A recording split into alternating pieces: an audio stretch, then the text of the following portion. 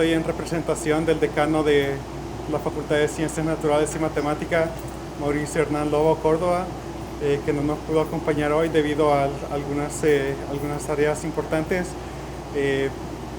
Soy actualmente el director del Centro de Modelamiento Matemático y hemos estado trabajando modelos matemáticos y estadísticos para modelar numéricamente los aspectos de la epidemia COVID-19. Tengo el agrado esta mañana de iniciar esta ronda de conferencia de prensa presentando al maestro Walter Campos, también compañero del Centro de Modelamiento Matemático, y al compañero Luis Castillo de LabSig, el cual es un instituto también dentro de la Facultad de Ciencias Naturales y Matemáticas. Estamos satisfechos del trabajo que se está haciendo, poderle mostrar productos, resultados a la población salvadoreña, específicamente cumpliendo con la proyección social que hay que realizar a nivel de Universidad de El Salvador. Les agradezco por haber venido y darnos este espacio y los dejo con las proyecciones que va a mostrar nuestro compañero Walter Campos. Gracias. Buenos días a todos. Solamente para introducir un poco la presentación del maestro Walter Campos, comentarles que él es investigador del Centro de Modelamiento Matemático de la Universidad de El Salvador. También es catedrático de la Escuela de Matemáticas de la Facultad de Ciencias Naturales y Matemáticas. Licenciado en Matemática, maestro en Estadística y Business Intelligence, certificado experto en minería de datos y data analysis. Actualmente funge como investigador del Centro de Modelamiento Matemático y también como referente de la Universidad de Inglaterra. Y es miembro de la Comisión de Investigadores Finales. En esta oportunidad nos va a hablar sobre el análisis a través de series de tiempo de El Salvador ante la reapertura del país. Buenos días, un gusto que puedan atender esta plática de investigación y proyección social de parte de la Universidad de El Salvador. Hago un saludo a las autoridades de la Universidad de El Salvador, el señor rector, el señor vicerrector, y un saludo al señor decano de nuestra Facultad de Ciencias Naturales y Matemáticas. Nosotros hemos estado trabajando modelos sobre la reapertura del país. Entonces, básicamente yo voy a hacer esta presentación que se está proyectando. Nosotros lo que hicimos es que tomamos el pico de la epidemia en nuestro país. Eso fue el 9 de agosto. Y entonces tomamos todos los datos históricos hasta el 9 de agosto. E hicimos proyecciones con el método de Box-Jenkins de series de tiempo. Proyectamos para los siguientes días y los comparamos con los datos reales. Entonces, lo que nosotros encontramos es que graficamos los intervalos de confianza por donde podía ir el número de contagios, tomando en cuenta y en consideración que ese ya podría haber sido el máximo y entonces ya iba a ir en bajada. Entonces, los datos reales están por debajo incluso del límite de confianza inferior. Ustedes lo pueden ver acá en la proyección. La línea verde sería la predicción y las líneas negras serían los intervalos de confianza. Y la línea azul son los datos reales, cómo se ha evolucionado la epidemia en esos días que se comparan. Entonces se comparan las predicciones con los datos reales. Seguidamente nosotros, bueno, aquí decir que los intervalos de confianza son con 3 desviaciones estándar, más o menos 3 desviaciones estándar. Aquí se grafica con lo mismo, con más o menos 2 desviaciones estándar. Los casos reales están por afuera de los límites de confianza, entonces ha sido una bajada así muy asombrosa. Y luego ya tenemos, por así decirlo, como el inicio de la otra ola de la epidemia. O sea, aquí está la curva. Y con eso lo que hicimos es que tomamos los casos acumulados. Mi persona le ha estado dando seguimiento a todos los países referentes de la epidemia en el mundo: España, Estados Unidos, China, Ecuador, México, Aquí hay una imagen donde están todos los países centroamericanos. Sí, le hemos estado dando seguimiento a eso durante toda la epidemia. Y entonces, algo que nos llama la atención es que, digamos que la curva de casos acumulados sí tendía a aplanarse. Y en comparación con los otros países, siempre que se aperturó la economía en estos países, la curva prácticamente sí ya estaba aplanada. Entonces nos llama la atención de que en nuestro país, a pesar de que sí la curva se proyectaba para ser aplanada, en estos días, con los nuevos repuntes que se han estado dando, ya se ve de nuevo un ascenso en la curva acumulada. Aquí están las proyecciones para 15 días. La sombra que se mira ahí son los intervalos de confianza por donde debería de irse moviendo. Entonces es algo, la verdad, preocupante, ¿verdad? Y es un llamado de atención a la población, obviamente, para mantener siempre las medidas estrictas, ¿no? Porque no es que el virus haya desaparecido, porque se haya aperturado la economía en el país o se haya abierto completamente el país. Entonces, si nosotros lo comparamos con los otros países, ese sería un dato relevante, ¿no? En los otros países se abrió el país cuando ya la curva acumulada se había aplanado. Entonces, subrayar, ¿verdad?, que sí se apuntaba a que la curva acumulada se aplanase. Sin embargo, con los últimos datos se proyecta para seguir creciendo. Aquí está graficado 15 días. Ahora, algo sí muy relevante es que los datos sobre casos activos, esos sí van muy a la baja. O sea, aquí la curva roja son los pronósticos para casos activos, y entonces eso sí va muy a la baja, y además también alegra mucho de que los pronósticos para casos recuperados también va muy en ascenso. Entonces, los casos activos hay que tomarlos en cuenta de que son los casos reales menos los casos recuperados y menos los decesos. Hay otro resultado importante que hay que subrayar, son los decesos, que es la curva aquí negra. Entonces, estamos proyectando para los otros 15 días alrededor ya casi de 900 muertes, a pesar de que los decesos siempre han ido ahí alrededor de un promedio de 10, siempre han ido en ascenso. Entonces no se visualiza ahí que se estabilice también el caso de los descensos. Ahí están los cuadros con las predicciones. Aquí proyectamos para 30 días con los casos reales acumulados, y entonces todavía se subraya más, ¿verdad?, lo que les mencionaba. No se proyecta para que la curva acumulada sea aplanada. Entonces, o sea, ese es un llamado para la población también. Eso más o menos sería lo que tendríamos así de proyecciones con ese método. Nosotros utilizamos un método para predecir. Hicimos esto en mayo. Sí, lo hicimos, creo que a finales de mayo, con un grupo de estudiantes que yo tengo en tesis, y proyectamos. Este sí ya es un modelo muy real, porque tomamos en cuenta todas las medidas de cuarentena que se establecieron en el país para medir el impacto, ¿verdad?, sí, de las cuarentenas. Si ustedes se fijan acá en esta función seccionada, hemos tomado en cuenta todas las medidas de cuarentena, y en base a eso hemos generado los modelos, ¿sí? Y entonces este modelo nos decía de que justamente el descenso de la epidemia iba a andar ahí a inicios de septiembre, que es la curvita, la línea verde acá, inicios de septiembre, y la curva acumulada se estaría dando su descenso propiamente según este modelo a finales de septiembre. Pero insistimos, ¿verdad? Si se fijan, este modelo depende mucho de la interacción de la población.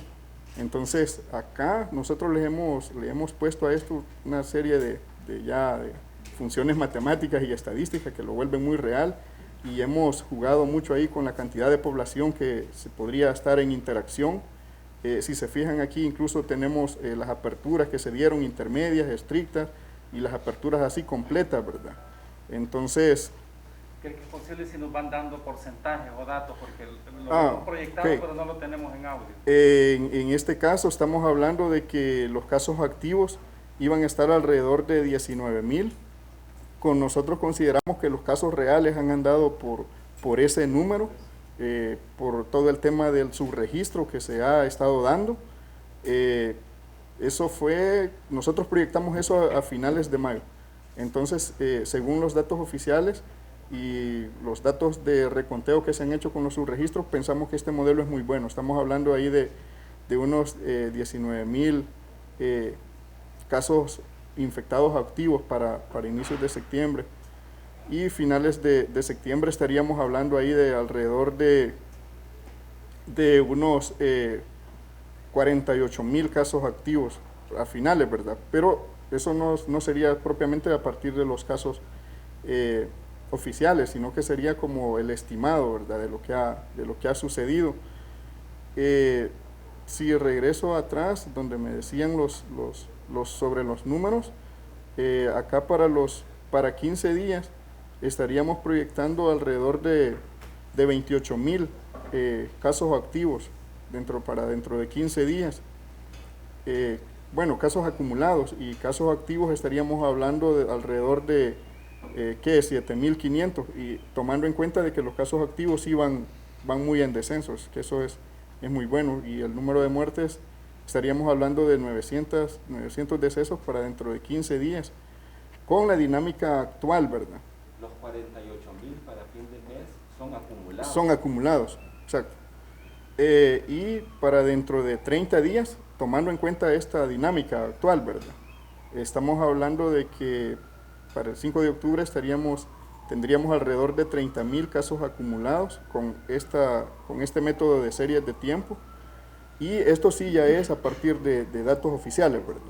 O sea, lo otro que presenté eran ya modelos matemáticos muy estrictos, que estarían casi que siendo como los casos reales a partir del subregistro.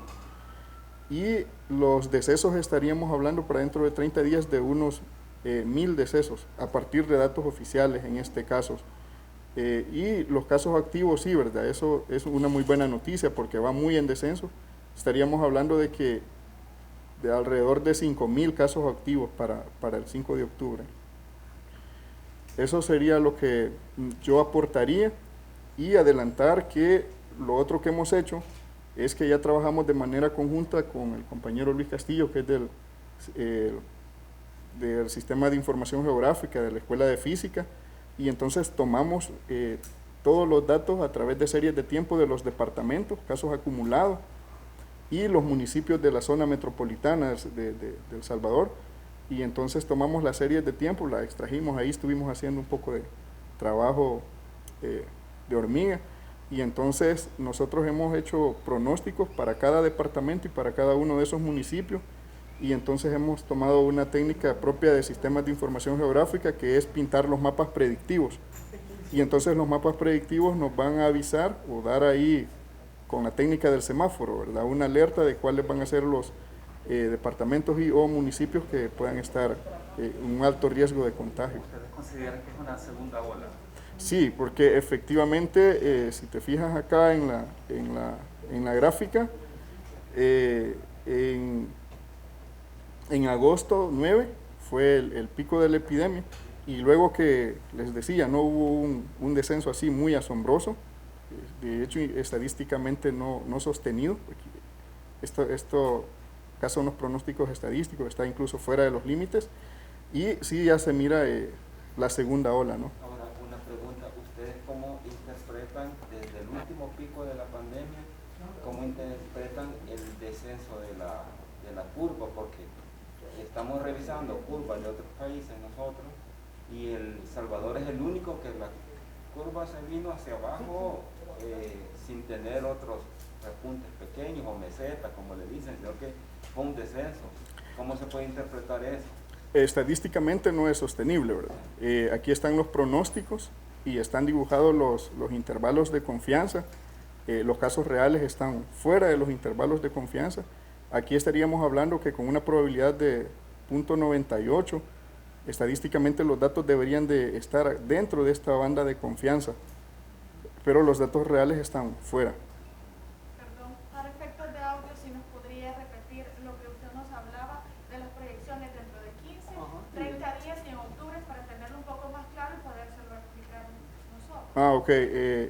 Bueno, aquí hemos hecho, con la dinámica actual, nosotros hemos hecho pronósticos para 15 días, y entonces para 15 días los pronósticos de casos acumulados con este método de series de tiempo, estamos hablando ahí de 28,000 casos, con una cantidad de recuperados de alrededor de 20,000 casos, y con una cantidad de casos activos, que esto sería para el 20 de septiembre, de unos 7,500 casos activos, con una cantidad de decesos para el 20 de septiembre de alrededor de 900, ahí muy cerca de 900, y luego para los 30 días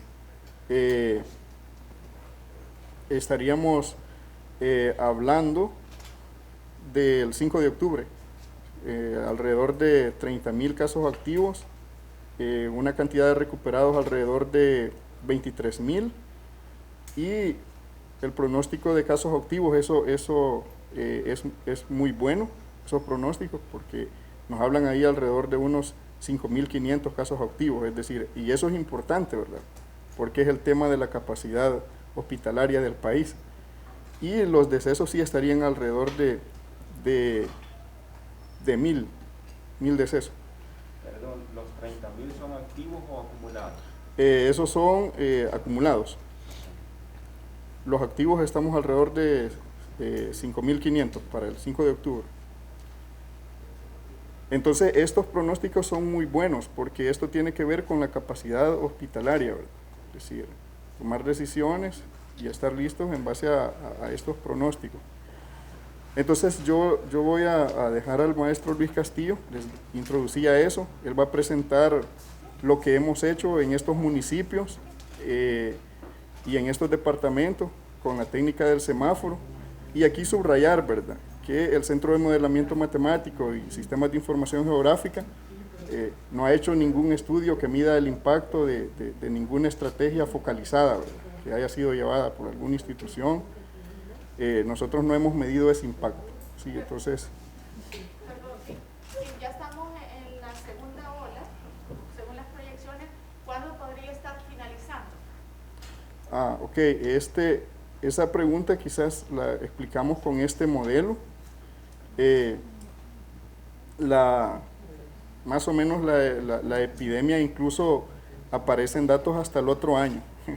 Ahí a finales de noviembre estaría ya un descenso muy pronunciado, pero incluso eso obviamente depende mucho de la disciplina, ¿verdad? Depende mucho de la disciplina del país y de todas las personas, y obviamente que depende mucho de las medidas pues que se tome como autoridades del país, ¿verdad? Y esa proyección es sin cerrar la economía. Esta proyección, si te fijas, noviembre, sí, esta proyección, si te fijas, es tomando todas las medidas de cuarentena que han existido, incluso hemos tomado en cuenta algunos eventos que nosotros consideramos que aumentaron la dinámica de la epidemia, como es por ejemplo el efecto CENADE, que hubo una gran afluencia. Eso nosotros lo hemos considerado acá. Si te fijas, aquí está en nuestra función, que es la que dinamiza nuestro modelo, y luego pues le hemos puesto ahí apertura completa desde el 9 de agosto, es decir, ahí hemos considerado que la gente se mueve libremente. Entonces, para finalizar, ¿verdad?, en lo que estaba diciendo, lo que va a presentar el maestro Luis Castillo no es que sea un estudio que mida el impacto de alguna acción focalizada en algún municipio, ¿verdad? No es eso, sino que solo son predicciones y a partir de los casos, de los datos reales acumulados, ¿verdad?, que hemos presentado. Solo una consulta más. Usted decía que estadísticamente no es sostenido el descenso que hemos registrado en los últimos días. Matemáticamente no es posible que tengamos una reducción de casos de COVID sin haber aplanado la curva. Efectivamente, lo que nosotros hemos visto en este modelo predictivo, lo vuelvo a explicar brevemente. Nosotros tomamos todos los datos históricos hasta el 9 de agosto y en base a eso hicimos proyecciones con este modelo de series de tiempo. las predicciones deberían de moverse en este intervalo en este intervalo que muestro acá. Son las líneas negras, serían los límites superior e inferior respectivamente, y la línea verde son las predicciones. Con una probabilidad arriba del 90%, los datos deberían de moverse dentro de ese intervalo, y entonces los datos reales han ido aceleradamente muy hacia abajo, y si se fijan, fuera de esas bandas de confianza. ¿Cómo se interpretaría eso entonces? ¿El gobierno no estaría dando los datos fidedignos? No, nosotros no podemos asegurar eso, ni confirmarlo, ni desestimarlo, pero lo que sí podemos decir es que estadísticamente debió haberse movido, tomando en cuenta de que el 9 de agosto fue el pico, más o menos la epidemia, el descenso debió haber venido acá, sobre todo de los casos pronosticados, que es la línea verde, y el límite inferior, que es esta línea negra, debió haberse movido por acá. Afectados van a seguir siendo los más afectados y los menos. Fíjese que es difícil decirlo, porque en general todos estos números dependen de las medidas que se toman en campo, ¿verdad? Territorialmente, ustedes que han seguido, por ejemplo, los casos en otros países, ven que algunas naciones han hecho literalmente barridos de su población, viendo caso por caso dónde están y espacializándolos. Si nosotros tuviéramos la capacidad de poder establecer, por lo menos a nivel de municipio, una estadística más centralizada en esa unidad espacial, yo creo que podríamos tener una mejor idea de lo que en términos de predicciones puede pasar. Siempre las predicciones hay que tomarlas con pinzas, ¿verdad? Los colegas están más sabedores de eso. Pero el punto es a qué medidas responden esos números, ¿no? Y qué tan efectivas han sido, etcétera. Esa es una evaluación posterior en el tiempo. Que a mí no me cabe duda que cuando hayan mejores métodos en el futuro para analizar estos datos, van a salir muchas explicaciones de lo que está pasando. Y aquí está el otro por municipio que me pidieron que les pasara. En ambos casos, en el que vemos a nivel nacional. Pero hay que ver también, es importante ver el número de casos, eso... Como les reportaban más casos, no precisamente tiene que suceder en esa segunda ola, ¿sí? Todo que nada, muchas gracias por la paciencia y estar pues presente en esta casa de estudio. Yo soy Luis Castillo, coordino el Laboratorio de Sistemas de Información Geográfico y Teledetección de la universidad, ubicada en la Facultad de Ciencias Naturales y Matemáticas, y pues en trabajo conjunto con los colegas del Centro de Modelamiento Matemático hemos tratado de espacializar los datos que se obtienen a partir del sitio oficial del gobierno, ¿verdad? Que hoy por hoy es la única fuente de datos con la que contamos en el país. Entonces, en vista de la evolución que ha tenido en términos de la serie temporal que se ha conformado a lo largo de los meses desde que apareció el primer caso, pues hemos hecho el esfuerzo de poner a disposición de la población, a través del Observatorio Geoespacial de la facultad, esa muestra diaria de cómo los datos van variando, tomando como una unidad espacial básica de análisis el municipio. Si ustedes observan en el sitio gubernamental, la unidad espacial está en términos de, por lo menos en mapa, para los departamentos. Hace algunas semanas se puso un mapa tipo semáforo de los niveles de afectación, creo yo, o la probabilidad de infección. Bueno, este sitio contiene varias información relevante para la universidad. Una de las primeras cosas que nosotros hicimos como un estudio dentro de casa es, en vista de que era inminente el encierro y la cuarentena, tratar de ver cuál iba a ser el impacto en términos de conectividad de los estudiantes, por ejemplo, tomando en cuenta que la velocidad mínima de conexión usando un dispositivo móvil es a través de una señal 3G. Construimos un mapa en el cual de las dos compañías más grandes de telefonía celular, presentamos esas manchas grises, si ustedes ven en el mapa de Salvador, representan aquellos puntos donde llega la señal de las dos principales compañías. Y estos otros puntos que ustedes ven acá son las cabeceras departamentales donde habitan los estudiantes de la Universidad de El Salvador matriculados en la inscripción 2020. Los puntos verdes significan aquellos lugares en los cuales los estudiantes tienen conectividad. Llega la señal, claro, a nivel particular no sabemos si ellos tienen el dispositivo o si tienen una conexión residencial, etcétera, pero por lo menos tienen la disponibilidad de la señal.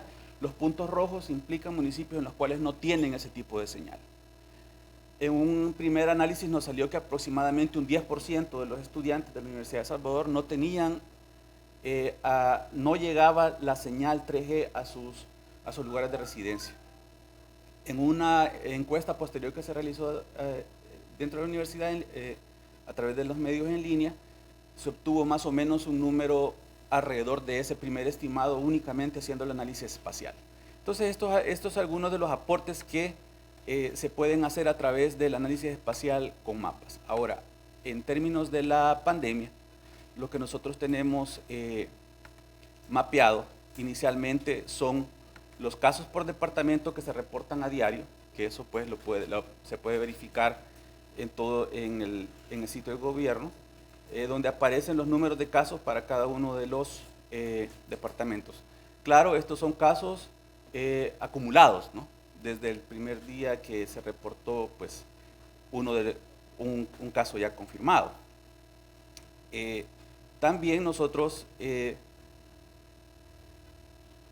planteamos a partir de la misma información que aparece en el sitio, cómo es la distribución en términos de municipios, ya como una unidad de análisis territorial. Y vemos pues que los centros habitacionales o los centros poblacionales, más relevantes del país, como son Santa Ana, la zona metropolitana de San Salvador, San Miguel, son los que presentan pues mayor número de casos acumulados.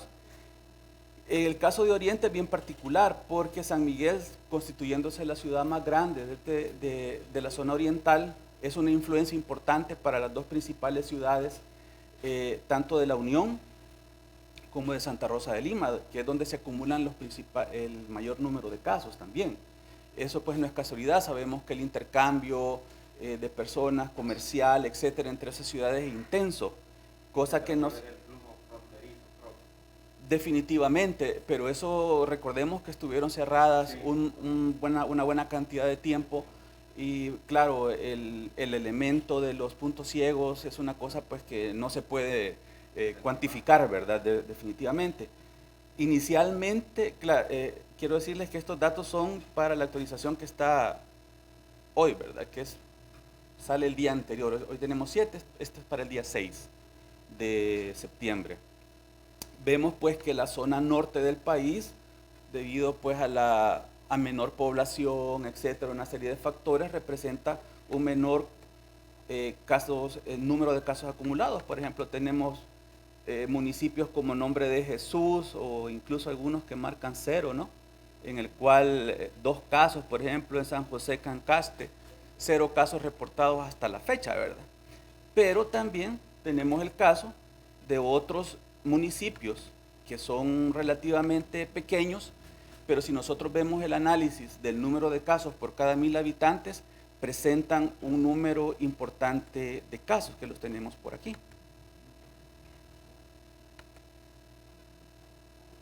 Por ejemplo, aquí aparece un municipio pequeño, Citalá en el norte, un municipio fronterizo, pero que presenta un número de 6 casos por cada 1000 habitantes. Nos puede parecer poco, pero para un municipio con una población pequeña puede ser un impacto importante. Desafortunadamente de los datos nosotros no podemos disgregar y decir de esos 6 si ya se curaron todos o cómo es la situación, ¿verdad? ¿Cuántos de ellos se han recuperado a nivel de municipio, ¿verdad? Porque recordemos que los datos que se presentan son a nivel de país. Entonces necesitamos afinar la unidad de análisis espacial para tener una idea más clara de lo que territorialmente está sucediendo. Un caso que también es importante mencionar son los casos en la zona metropolitana, donde pues ahí los números son relativamente grandes. Por ejemplo, en Santa Tecla presenta una razón de 12 casos por cada 1000 habitantes, incluso mayor que San Salvador.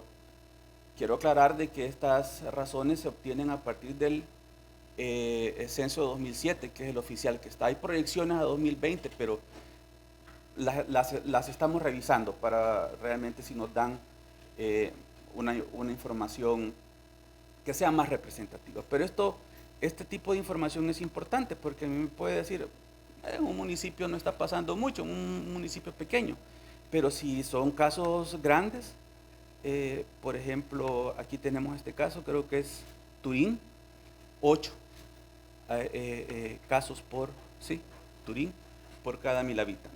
Para un municipio pequeño eso es bastante.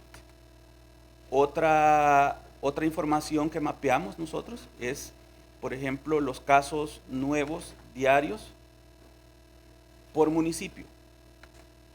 Esto se obtiene pues a partir del comparativo del día de ayer con el anterior. Entonces ahí nos van saliendo donde esos datos realmente es muy aleatorio. Un día parece que es un municipio, otro aparece que es incluso en otro departamento, y eso puede estar asociado con los lugares donde se andan haciendo esas pruebas con estos kioscos móviles. Esa es una suposición, ¿no? Para ver esa variabilidad tan grande que se da en términos de aparición de nuevos casos. Esa es una cuestión que hay que analizar. Hoy por hoy, los últimos semana y media, pues se ha mantenido más o menos de esa manera, ¿no? En pocos casos, por ejemplo, Chalatenango 3, Santa Ana 5 casos nuevos para ahora, y siempre se mantienen altos para la zona metropolitana de San Salvador y San Miguel y Santa Ana en algunos casos. Bueno, también lo tenemos por departamento, etc. Ahora, en términos del trabajo conjunto que hacemos con el Centro de Modelamiento Matemático, quiero mostrarles si me permiten, una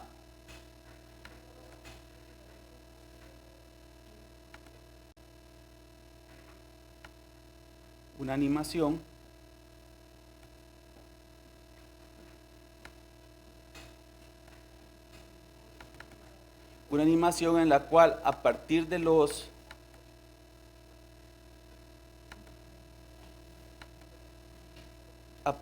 datos que generan las proyecciones de los colegas, podemos tener un estimado en base a un mes de la distribución espacial en términos de proyecciones de los casos acumulados por departamento. Entonces ahí podemos ir viendo la animación, ahí está la fecha, va cambiando día por día, y cómo van los números de casos produciéndose. El semáforo pues está asociado con los números de casos, ¿verdad? Ahí tenemos que trabajar los intervalos para donde se considera bajo, medio, alto y muy alto. Entonces podemos ir viendo cambios en algunos casos grandes y en otros un poco más sutiles, dependiendo del departamento. La otra animación que tenemos es en base a un análisis como pero hecho para los 10 municipios con mayor número de casos que se reportan en la mayoría de los casos. Y aquí nos hemos concentrado en en algunos de la zona metropolitana de San Salvador. Ahí vemos cómo van variando los casos con respecto a las fechas, y esto lo tenemos que ir cotejando con los datos que se publican diariamente, ¿no? Para ver cómo esa variabilidad está comparada con estos datos. Entonces esto lo tenemos para todo un mes, llega hasta el 4 de octubre. Entonces eso es lo que hemos trabajado, algunos de los productos que tenemos, y pues creo que, no sé, estamos... ¿Perdón? ¿Le puede poner Ah, ok, perfecto, ¿cómo no? Esos dos videos los vamos a facilitar a ustedes para que ellos tengan. Aquí está el de departamentos. Empieza el 2 de septiembre, ahí va día por día. ¿Perdón? Claro, permitan. Ahí va.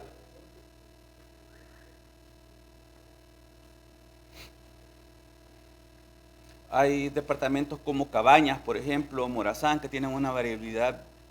Vemos que muchas de esas medidas no se están tomando.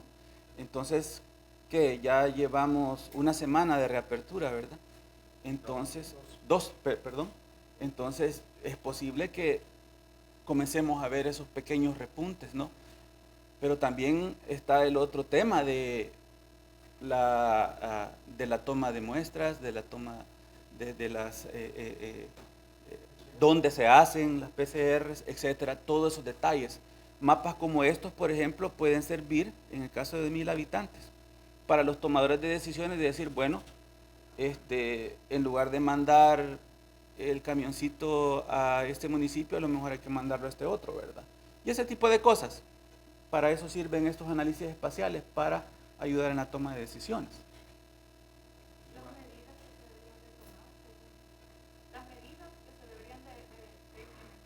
Ah, mire, yo lo puedo dar, podría mencionarlas en términos de lo que implica el diseño de una muestra espacial, ¿verdad? Estos datos a mí me indicarían, por ejemplo, en qué municipios habría que tomar a lo mejor medidas especiales, ¿verdad? Con la población, atender. En términos etarios nosotros no sabemos, por ejemplo, si al tomar Chalatenango, ¿qué pasa si el 80% de la población está entre 15 y 30 años? Que ha sido etariamente una de las poblaciones menos afectadas. O hay más población adulta, mayor, ¿no? Todo eso no lo desconocemos para tomar ese tipo de medidas que deben de ser basadas en los datos. Pero le pueden dar, por ejemplo, un indicativo más concreto sobre establecer confinamiento. Claro, claro, sí, sí. Porque aparecen recuerdo ahí por mayo, a mí me llamaba mucho la atención Nuevo Cuscatlán, que Nuevo Cuscatlán es un municipio muy pequeño, con una pero está en la zona metropolitana de San Salvador. Y me decía uno de mis estudiantes que precisamente vive ahí, que hay muchas personas que se desplazan de ese lugar, por ejemplo, al centro de San Salvador, a hacer sus actividades. Y ahí es donde se da una tasa mayor de contagio. Y eso me imagino que es una constante que se da en muchos municipios, ¿verdad? Sí. Según la proyección que tienen de cómo se puede dar esto que Kiko mencionaba, podríamos llegar a la situación donde se puede dar el encierro total como lo estaba pidiendo el gobierno, o debería de implementarse este tipo de medidas, o este tipo de medidas del encierro que pedía, ¿funcionaría? Mire, a mí como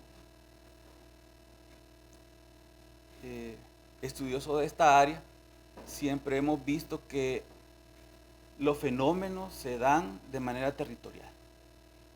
Aquí definitivamente tenemos una complicación porque hay una movilidad de personas entre los diferentes municipios, pero identificando o haciendo más pequeñas las unidades territoriales, es posible establecer medidas para contener en territorios específicos, ¿verdad?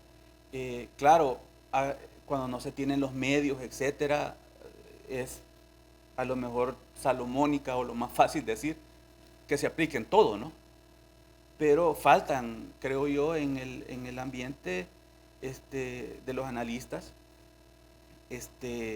las consideraciones espaciales para ver si realmente, para qué voy a aplicar yo una medida tan restrictiva, por ejemplo, en el norte de Morazán o en el norte de la Unión, donde no tengo casi casos, pero sí los tengo en el área metropolitana de San Salvador, los tengo aquí en Turín, en Huachapán, ¿verdad? Etcétera. Entonces, en San Francisco Gotera. Entonces, todo ese tipo de cosas debe de considerarse, creo yo, porque también son recursos tiempo la gente pues se afecta, ¿no? Toda esta situación. Debe ser focalizada, entonces. Mire, focalizada habría que ver, porque creo que habría que formar agrupamientos de municipios donde hay situaciones similares y hacer las consideraciones. Estas son multivariables que hay cosas que nosotros ni nos imaginamos que están pasando en el territorio que afectan al final los números de casos. Entonces, todo tipo de cosas hay que hacer investigación.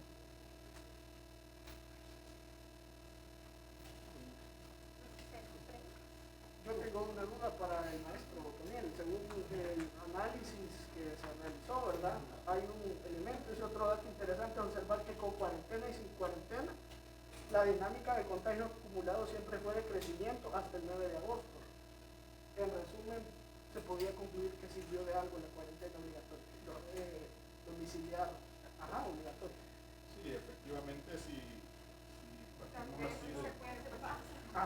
Me molesta. Y tal vez por agregar, si es recomendable por parte de ustedes un nuevo contenido para animar.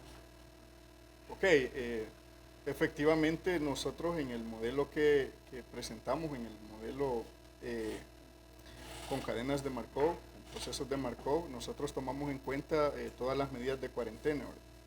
Obviamente la dinámica de crecimiento del virus se da a partir de la interacción de la población, ¿no? Entonces cuando tú cierras el país completamente y limitas esta interacción, evidentemente eso limita el crecimiento de la epidemia como tal, ¿no? Del virus, porque no se da el evento que lo propaga, que es el que una persona infectada se encuentre con una persona susceptible. Entonces, de manera general, una medida de cuarentena restrictiva sí coadyuva, pues, porque limita la interacción de la población. Lo que nosotros señalamos en ese modelo es que a pesar de todas las medidas que se dieron, la dinámica de la epidemia hasta el 9 de agosto siempre fue increciendo, o sea, siempre se mantuvo creciente. Pero si tomamos en cuenta, hubieron bastantes sucesos, ¿verdad?, que se dieron. Yo, por ejemplo, le he puesto mucho énfasis, mucha atención a este episodio del tema del SENADE, ¿verdad? Incluso lo tomamos ahí en ese modelo. En cuanto a la otra pregunta era sobre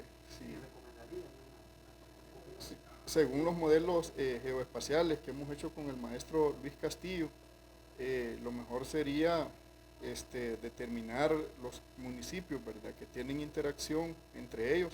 Si se fijan en los mapas que hemos presentado, los municipios más afectados tienen algo en común, ¿verdad?, que de alguna manera tienen incluso frontera. Más allá de eso, se pueden tomar ya estudios multivariantes que nos permitan visualizar cuáles son las características comunes de estos municipios, como lo decía el compañero Luis, ¿verdad? Y hay municipios que prácticamente no tienen no presentan ningún dato de contagio, ¿verdad? Entonces, cuando tú limitas completamente todo el país, también afecta a ese tipo de población. Evidentemente que aunado a todo eso está la parte de la economía del país, ¿verdad? Entonces, aquí todos los actores políticos y económicos del país son los que se deben de poner de acuerdo en toda esta cuestión, ¿verdad? Pero es algo que en toda la epidemia ha hecho falta, ¿verdad? Y es evidente. Entonces, sí tendría que ser como focalizada, pero evaluando cada municipio y la interacción que tienen entre ellos. Efectivamente, y estos mapas predictivos que hemos presentado proyectan, ¿verdad?, la dinámica de la epidemia en el territorio. Entonces se debería de darle énfasis e interés a cuáles son los municipios que se proyectan para tener más contagios, no necesariamente toda la población. ¿Y consideran que las cifras que da el gobierno sobre los casos son confiables? Porque ya muchas organizaciones dicen que ha perdido la credibilidad del gobierno. Bueno, nosotros como Centro de Modelamiento Matemático hemos estado participando también en el observatorio que se tiene con otras instituciones como la Universidad Francisco Gavidia, FUSADES, la ESEN, y obviamente el Centro de Modelamiento Matemático como componente de la Universidad de El Salvador, nosotros hicimos un pronunciamiento, ¿verdad? A partir de algunos sucesos que se dieron en base a los datos. Sin embargo, nosotros estamos limitados a los datos oficiales, ¿verdad? No le podemos ni quitar ni dar credibilidad, más que decir que son los datos oficiales que hay y nosotros nuestras proyecciones las hemos hecho en base a esos datos. Y con esa proyección, teniendo en cuenta el